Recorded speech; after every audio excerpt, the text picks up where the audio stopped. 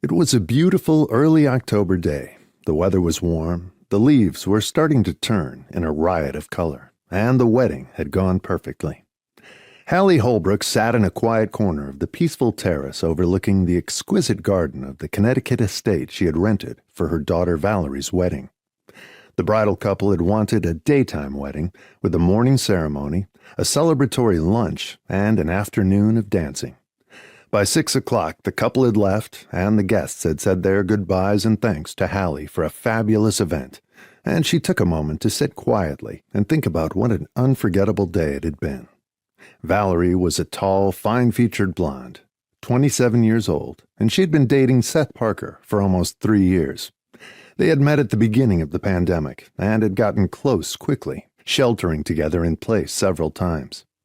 Valerie was an attorney at a firm that specialized in entertainment law, and Seth Parker was one of their major clients, the producer of a string of hit TV series. He was 39 years old, divorced, with no children, and had a massive, successful, all-consuming career, which was convenient for Valerie, since she was in no rush to have children and start a family. She was much more interested in becoming a partner at the law firm where she worked. They had offices in Los Angeles and New York, and she had been commuting between the two cities for the past 2 years in order to be with Seth. She had just moved to L.A. a month before the wedding. Most of the 285 guests and wedding party had flown in from there, several of them on private planes. Valerie's identical twin sister, Olivia, had moved to Los Angeles at the same time Valerie did.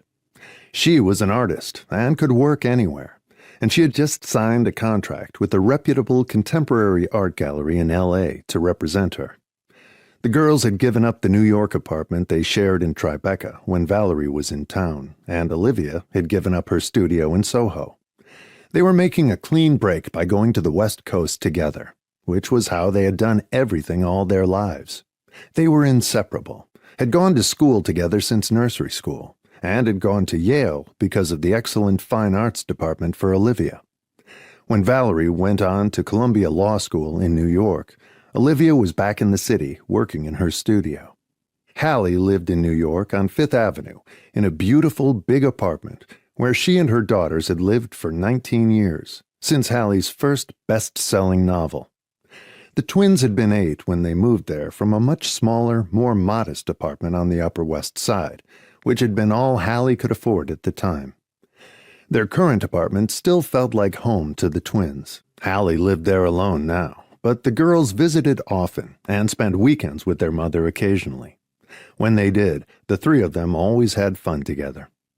It was going to change Halley's life dramatically, not to have her daughters nearby. One or both of them had always been available for a spontaneous meal, a movie, or an afternoon of shopping when she wasn't writing. She rarely had a day without one or both of the twins in it. If Valerie was busy, Halley would drop in at Olivia's studio on her way home to see what she was working on. Olivia had a great eye for form and color and real talent. Halley and her daughters were extremely close and called themselves the Three Musketeers. Now it would all be different, with the girls living in L.A. Valerie's fiancé, Seth, didn't mind having Olivia tag along.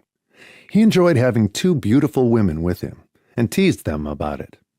Valerie was confident and outgoing, with determined opinions and occasionally a sharp tongue. She didn't hesitate to go after what she wanted and was outspoken.